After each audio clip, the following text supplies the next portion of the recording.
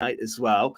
More football to come. And if you want to get in touch with the greatest game you've ever seen, we've had some classics over the last couple of weeks in the Premier League, but it could be a lower level game. Let us know. It could be the greatest game you've seen in Pembrokeshire as well. I've got Gordon and Fraser having a think, and we'll get to that before 9. But let's change the shape of the ball. The Rugby World Cup has finished, so domestic matters back on the agenda. Fraser, you were at Parc y Scarlets on Friday night, weren't you? How was that? Saturday evening it was, Ben. Sorry, Saturday. They threw a game away, the game 24-23. I mean, I came away from it, Ben. I hadn't been at the season. The experience is good. You know, they are trying. It's a big barn area, and then before with bars and areas for children, fancy castles and everything. You go in, and you know it was positive going in. I had my young boy and one of his friends with me, and you know you can have a real family experience there. You don't have the problems you have when you're going to, say, the Swansea or the Principality in terms of parking and everything. You know, there's none of that hassle. It's easy to get to. And you go in, and the entertainment they lay on, they've obviously got the Quenelle Lounge up there as well that's running, and there's a lot of big figures in there. It's just the problem they got at the moment is the product is dire to watch. And I can't put that any other way. And that's what's not attracting crowds. You know, you had 6,000 in there out of the 15,000 half capacity. It actually felt a lot less than that. I'd be interested to see if any of those were pre-bought tickets which weren't used, because I was surprised it got up to 6,200, to be honest with you. But the product isn't selling. You know, the rugby isn't selling. There's no real success. We've seen with Scarlets over the years, success does breed support. That's the same with anything. And we saw that when they had the European runs, actually. I attended their Challenge Cup semi-final last year, which was a nigh-on sellout. But at the moment, it's just not selling to the Welsh people. And if you look down the road at Cardiff and Swansea, even slightly leaner times, maybe down in the Championship, the crowds don't compare. You know, I was at Swansea Leicester the other day for 16,000 crowd, you know, which is above what the capacity is at the Scarlets. So it's concerning times, and I don't know what more they can do. What do you think? Gord? Is this a problem not just for the Scarlets, but for regional rugby in general? Is it the cost of a ticket to go? Is it that the quality isn't there anymore? And that will impact the Welsh team at some point, surely. It's a combination of what you said there, Ben. I think the product itself isn't. The public aren't enjoying the rugby as they did back in the 70s, 80s. I don't know. There's so many other sports going on. Like Fraser just saying, Cardiff, Swansea are in the vicinity. Football is going well. Wales have had a good run. They were in their first World Cup. All this does affect the rugby, the overall game. Why? It's the same with anything. Any team that is successful, everybody wants to be there. But when a team is struggling, that's when you see the loyal support, and there don't seem to be that many loyal supporters at the Scarlets at this moment in time. Wales, the WRU have bailed out all the top sides, I believe. Perhaps I'm shooting off the hip now, but they're in trouble financially as well. There's no question about it. Players, with the wages we had last season and this season coming to the fore, it's a game that it needs refreshing, and there's no easy answer. I'm afraid no easy answer whatsoever. You've got to look at as well the makeup of that URC league now. You got home games against Italian sides, or South African sides, where you just aren't going to bring any away fans. Ireland do tend to travel in their droves, but still you're not going to fill out with the Ireland from Irish and Scottish teams coming over. And it was very interesting the other week that the Ospreys chose to move a game to the Stoop, which raised eyebrows. Harlequins in London, they were home to South Africa.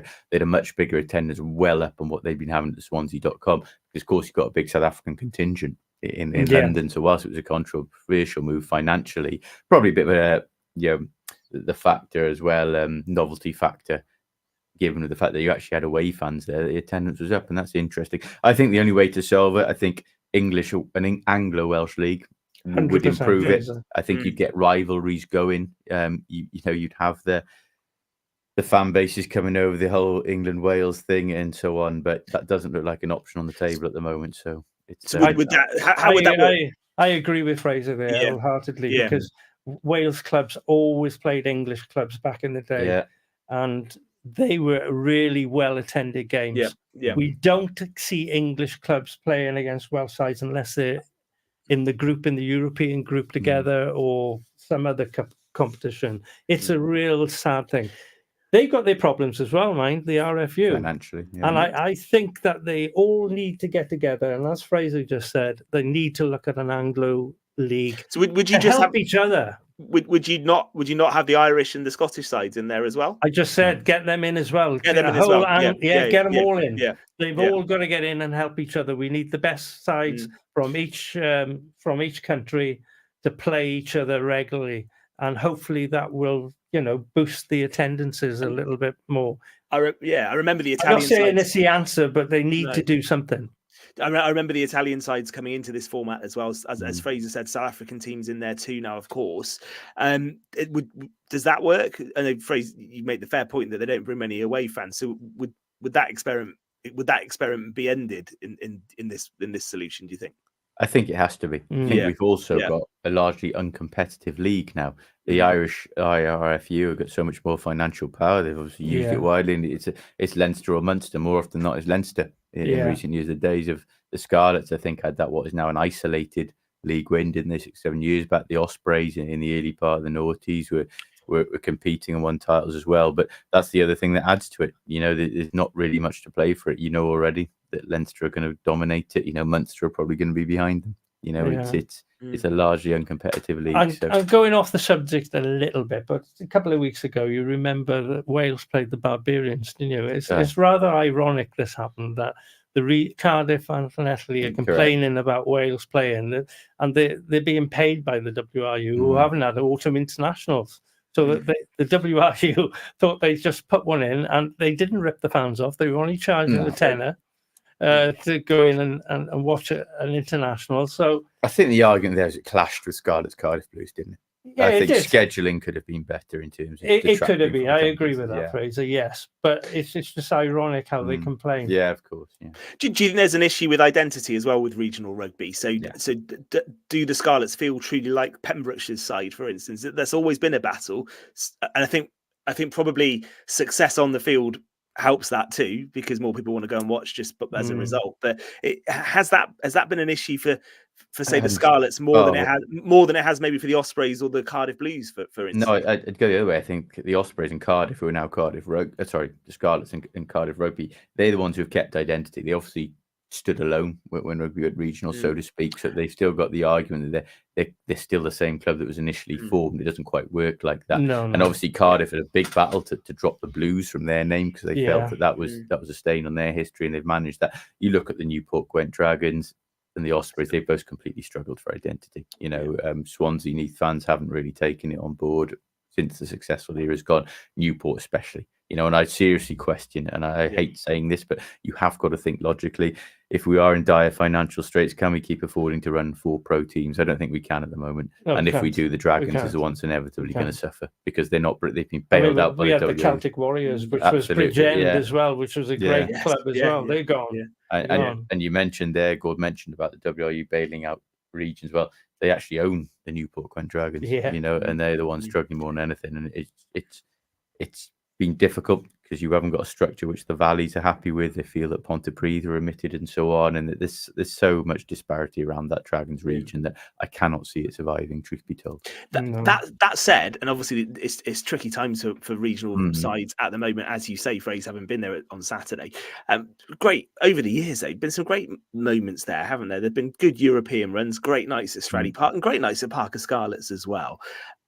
Is it purely a financial thing, do you think, that's making it difficult for the regions to truly compete and to get those days back?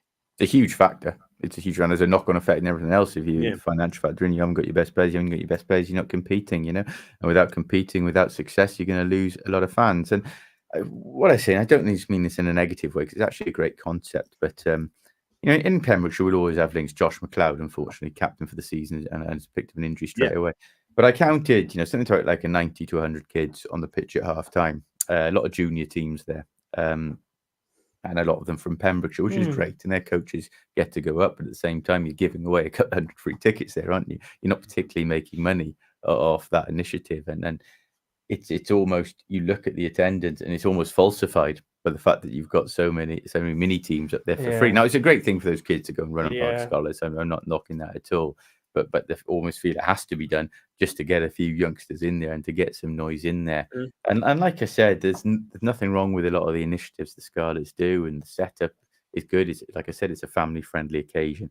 It is just not coming off at the moment, and No. can't see that changing in the foreseeable future. No, and I hope it does. I hope it does, because course it I remember the days as well. And I don't know, you guys can tell me whether it still happens, but the Scarlets would be quite visible in Pembrokeshire, for instance. That they'd be around, going to events, go to schools, and it was great. There's some good memories of covering that. So I hope they do get things right on the pitch. And as I say, there is nothing worse than a big stadium only being a quarter full. That does make it look worse, doesn't it? So let's hope that things do improve on the pitch as well. But I think it's all part of a bigger discussion, isn't it? And Gordon touched on it there with issues with the regions, and Fraser, you as well. And we'll never solve it, will we? I don't know what the answer is. If we could solve it, we wouldn't be sitting here. No, absolutely. What about locally, though? We heard in the first hour of the show, Narberth had an entertaining win, didn't they, at the weekend? They beat Llangennec, didn't they? And KT was at that game. What's the difference? That's what I'm kind of getting at, really. What's the difference do you find when you go around the local rugby clubs and the appetite there from people to watch? That's been affected. Fraser knows it's been affected. It's only in Division 3A West, where most of the Pembrokeshire sides are, that they do have these derby games. But for years, everybody was separated, and they were having not so many at the grounds and everything. The WRU has to have a look at the grassroots rugby as well and get that right, because it's important. Schools need to get it right as well. There's a lot behind rugby that I believe is wrong at this moment in time that needs to change. Has the regional game had a good or bad impact on local rugby, would you say? The thing, rugby went pro, didn't it, in 96, was it? 96, I was in the amateur era where things were different when you had touring sides coming over, New Zealand, Australia, all that. And I remember Pembrokeshire playing Japan as well. And, I remember it was great. It created a lot of interest. But that's all gone now. It's all gone. You don't see any touring sides coming over here anymore because they're professional. It's killed a lot of the ethos of what rugby was all about, in my opinion. And you can't go back. You've got to look forward and improve on the product they got, and they need a lot of work to it to get it right. The narrative around the sport has changed now as well. You're reading all the time about potential head injuries and health implications. Gordon's point here is bang on. There's much more of the things accessible now. And I'm not saying this in a negative way, but you look at events that weren't here when we were growing up, things like Ironman Wales, things like triathlons, even some of the running events I compete in there now, they weren't optional for kids growing up. No. CrossFit, for example, CrossFit Pembrokeshire, they're two branches, and after us done phenomenal work in what they've done. Brilliant. They're up there competing in world events. You can't knock that. No. But if you're going to commit to CrossFit, you ultimately haven't got the time to play a team sport. No. So, there's more diverse sports available in Pembrokeshire now, which is obviously a great thing. But it has detracted. If we're going to look at rugby in isolation, it's certainly detracted from that. Yeah, 100%. There were some good local results, though. Yes, there were. Another one from the first hour. Fraser did a good interview with the Cardigan coach, didn't you, Rob Evans? Yes. They had a 4-point win at Larne. Very honest. Very good. Yeah, I enjoyed that in the first hour. When I asked him about, did he feel Division 3 West A was in a better place and more competitive now, and he just straight away said, no, not really. I was taken aback by that. I thought the league has improved slightly in the last couple of years on that front. But no, very honest, and good to hear him speaking honestly, and a good win for him. Actually, you're right. Cardigan, Haverfordwest informed teams at the moment. Yeah, I was going to say Haverfordwest a convincing win as well. They beat Langham, didn't they? 36-10. Yeah. The players out. I saw a photo. I thought it was an archived one. I thought Gordon was going to be in it for a second.